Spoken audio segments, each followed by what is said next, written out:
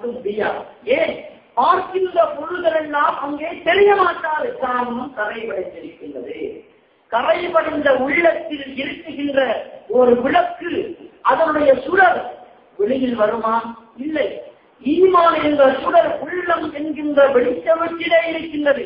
இந்த ஈமான் என்ற சுடர் அதனுடைய வெளிச்சத்தை எண்ணில் தர வேண்டுமாக இருந்தால் அழுக்குகளை நீக்க வேண்டும். அழுக்குகள் நீக்கப்பட்டதற்கு பிறகு, கரைபடைந்த உள்ளத்தில் கரைகள் அகற்றப்பட்டதற்கு பிறகுதான் அந்த ஈமான் என்கின்ற வெளிச்சத்திற்கு வெளிப்பாடு உண்டாகும். இஸ்லாத்தினுடைய 5 காரியங்கள் இருக்கின்றன. எல்லோருக்கும் தெரியும். இஸ்லாத்தினுடைய 5 காரியத்தையும் செய்ய வேண்டும் என்று ஏன் நமக்கு படைக்கப்பட்டுள்ளது? ஷஹாதா கலிமா சொல்ல வேண்டும், தொழ வேண்டும், நோன்பு பிடிக்க வேண்டும், ஜகாத்து கொடுக்க வேண்டும், ஹஜ் செய்ய வேண்டும். இதெல்லாம் வசதி உள்ளவர்கள் எல்லாம் கட்டாயம் செய்யணும் என்று ஏன் படைக்கப்பட்டுள்ளோம்? 5 கடமைகள் இருக்கின்றதே. ஒரு விளக்கு எரிய வேண்டுமாக இருந்தால் அதுக்கு என்ன இந்த தேங்காய் மரம் தேங்காய் கேளுமா? உள்ளத்துள்ள ஈமான் என்ற விளக்கு வந்துறது இல்லை.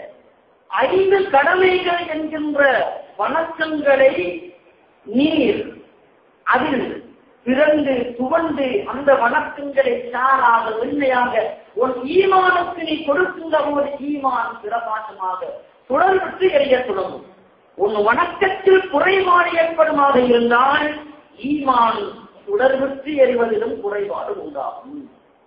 ஒரு நாள் ஜமாஅத் தொழுகையை தவறிவிட்டால் உன் ஈமான் என்ற விளக்கு அதனுடைய பவர் குறைந்து விடும். குண்டு வழுக்கும் வழுக்குதான் இல்லையா?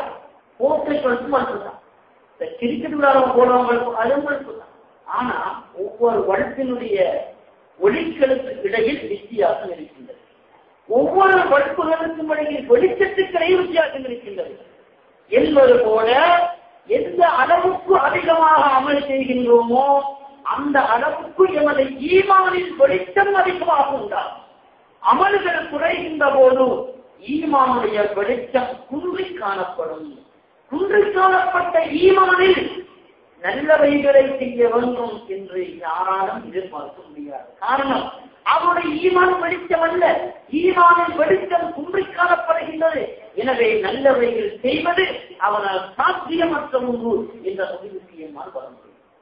அன்புக்குரிய சகோதரர்களே, தௌபா என்கின்ற மருந்தை அல்லாஹ் நமக்கு தந்திருப்பது இவ்வாறான கரைகள் படிந்த உள்ளம் கொண்ட மனிதர்கள் தௌபா என்கின்ற மருந்தை கொண்டு உள்ளத்திலே புகுத்தி உள்ளத்தால் அழுது அழுது அந்த கரைகளை அகற்றுவதற்காக ஸல்லல்லாஹு அலைஹி வஸல்லம் சொன்னார்கள். இன்ன குல்லி தாஇன் தவாஅன் வ தவாஉத் துனூபி அல்-இஸ்திக்பார். ஒவ்வொரு நோய்களுக்கும் மருந்து இருக்கின்றது, சந்தேகம் கிடையாது. பாவங்கள் செய்தவர்கள் குடிக்க வேண்டிய பானீர் தெரியுமா? அல்-இஸ்திக்பார். அல்லாஹ்விடத்தில் துணை பொறுக்க தேடுதல் என்பது. அல்லாஹ்விடத்தில் தௌபா செய்கின்ற போது உள்ளத்தில் படியக்கூடிய எல்லா கரைகளும் படிந்து எல்லா கரைகளும் அகன்று என் உள்ளத்தை விட்டும் வெளியே சென்று விடுகின்றது. அப்போது எமது ஈமான் வெளிச்சீடாக எல்லோருக்கும் வெளிச்சம் கொடுக்கக்கூடிய ஒரு புதிய வீடாக தோற்றமளிக்கும். ஷேகுமார்களுடைய ஈமான் வெளிச்சம் அடைந்ததினால் தான் பல்லாயிரக்கணக்கான தொண்டர்கள் அடிமைகள் அவர்களுடைய காண்பாதத்தை தொட்டு முத்துகின்றார். எமது காண்பாதத்தை யாரும் தொட்டு முத்து மாற்றலாம் இல்லை.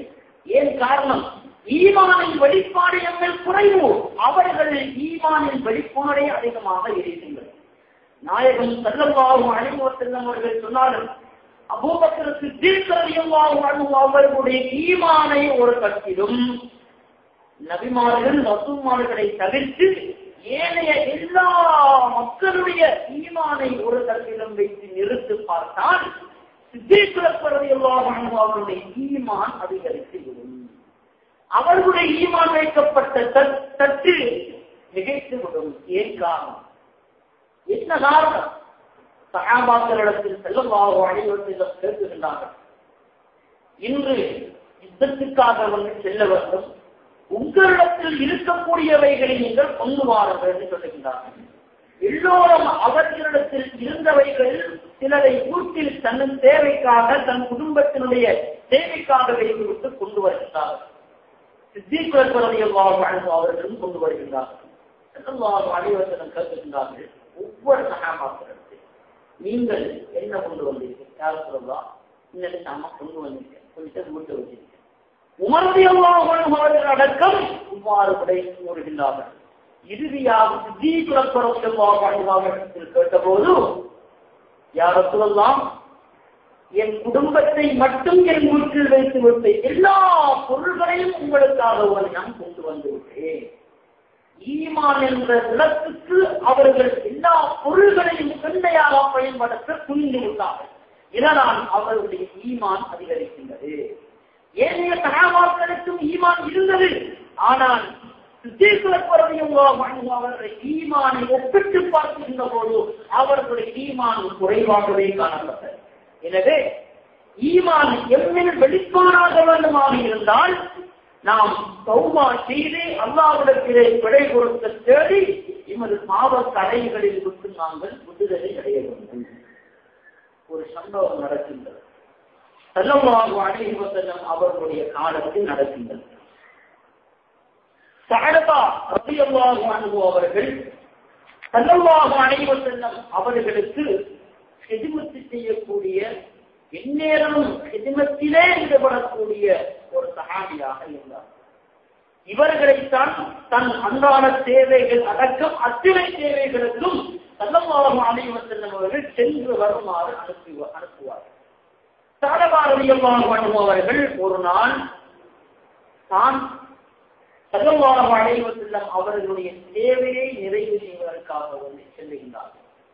சென்று நெடும் தூர பயணம் என்பதனால் ஒரு இடத்திலே இனப்பாறுகின்றார். இனப்பாறு 4 பக்கங்களும் பார்த்தார். யார போய் இருந்தா 4 பக்கம் பார்ப்பா இல்லையா? அப்படி அவங்களும் பார்க்கலாம். பார்த்தபோது ஒரு பெண் குளித்துக் கொண்டிருப்பதை ஸஅலபா பின் அப்துர் ரஹ்மான் ரலியல்லாஹு அன்ஹு அவர்கள் பார்த்து விட்டார். இதை பார்த்தவுடன் இதை பார்க்க வேண்டும் என்று அவர்கள் பார்க்கவில்லை. பார்த்தபோது பார்க்கப்பட்ட ஒன்று. இதை ஸஅலபா பின் அப்துர் ரஹ்மான் அவர்கள் தாங்கிக் கொள்ள முடியாமல் உடனே நினைக்கின்றார்கள் ஸல்லல்லாஹு அலைஹி வஸல்லம் அவர்கள். நாயகம் ஸல்லல்லாஹு அலைஹி வஸல்லம் அவர்களுக்கு நான் செய்த இந்த பாவம் தெரிந்துவிட்டால் என்னை அவர்களுடைய ஆதிமாக மீண்டும் எடுத்துக் கொள்வார்களா அல்லது தன்னை அவர்கள் தூரமாக்கி விடுவார்களோ என்கின்ற கவலை அவர்களுடைய உள்ளத்தை உறுதி கொண்டது. காரணம் என்ன? ஸல்லல்லாஹு அலைஹி வஸல்லம் அவர்கள் அழிக்கபடியாத பரிசுத்தமான ஒரு உருவத்தை கொண்ட மனிதர்கள், பரிசுத்தமான உருவத்தை கொண்ட அசாதாரண மனிதர்கள். தானும் அவ்வாறு பரிசுத்தமாக இருந்தால் தானே அவர்களுடன் அங்கி ஒட்டி அவர்களுக்கு தான் எதிர்த்து செய்ய முடியும். இவ்வாறு அழைப்புகளை படிந்த உள்ளம் கொண்ட நான் அவர்களுக்கு பக்கத்தில் எவ்வாறு செல்ல முடியும் என்கின்ற உணர்வு அவர்களுக்கு அதிகமாக எழுகின்றது. உடனே ஸல்லல்லாஹு அலைஹி வஸல்லம் அவர்களுக்கு ஹிஜ்மத் செய்ய செல்லாமல் வனாந்தரங்களை தேடி மலைகளை தேடி அங்கே அல்லாஹ்விடத்திலே மன்றாடுகின்றார். என்ன சொல்லுகின்றார்கள்? யா அல்லாஹ், நான் செய்த தவறை உணர்ந்த உன்னிடத்தில் பிழை கொடுக்க தேடுகின்றேன். என் பிள்ளையை பொறுத்து என்னை இந்த இடத்திலே மரணிக்க செய்து என்று துஆக்கின்றார். ஸஅலபா ரலியல்லாஹு அன்ஹு அவர்களை ஸல்லல்லாஹு அலைஹி வஸல்லம் அவர்கள் தேடுகின்றார்கள். வானவர் கோமான் ஜிப்ரீல் அலைஹிஸ்ஸலாம் அவர்கள் வானலோகத்தில் இருந்தும் நாயகத்திற்கு செய்தி அழைத்தை சொல்வதற்காக வருகை தருகின்றார். யா ரசூலல்லாஹ், அல்லாஹ் உங்கள் மீது சலாம் சொல்லுகின்றான். இந்த அடியார் ஸஅலபா என்கின்ற தோழர் இந்த மழை அடிவாரங்களில் புகைகளில் அல்லாஹ்விடத்தில் மன்றாடிக் கொண்டிருக்கின்றார். அவரை நீங்கள் தேடி கண்டுபிடியுங்கள் என்று ஸல்லல்லாஹு அலைஹி வஸல்லம் அவர்களிடத்திலே ஜிப்ரீல் அலைஹிஸ்ஸலாம் அவர்கள் சொல்லுகின்றார். உடனே ஸல்லல்லாஹு அலைஹி வஸல்லம் அவர்கள் உமர் ரலியல்லாஹு அன்ஹு அவர்களையும் சல்மான் அல் ஃபாரிஸி ரலியல்லாஹு அன்ஹு அவர்கள் அழைத்து சொல்லுகின்றார்கள்.